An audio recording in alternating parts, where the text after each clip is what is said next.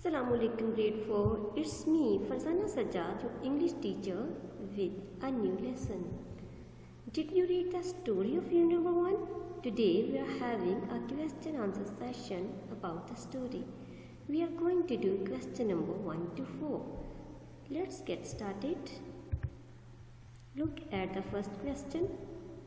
What do Dave and Jack use to find the sunken ship? The question is about a device that Dave and Jack use to find the sunken ship. Look at the question carefully now. Some text of the question can be used for answer. You can start your answer with Dave. Dave and Jack use. Here you will mention the name of the device that they used. This whole underlined text can be used for the answer. Picture number 1 will help you to find the exact information. Now look at question number 2. How far is the sunken ship from the boat?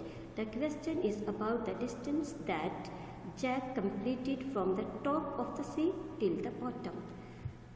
You can start your answer with the sunken ship. You will write the exact information here and then complete from the boat. This whole underlined text can be used for the answer. Picture number 2 of your book will help you to find the exact answer. Now my dear students, you have to write question number 1 to 4 in your notebooks. You will do question number 3 and 4 yourselves following the method that I discussed in question number 1 and 2.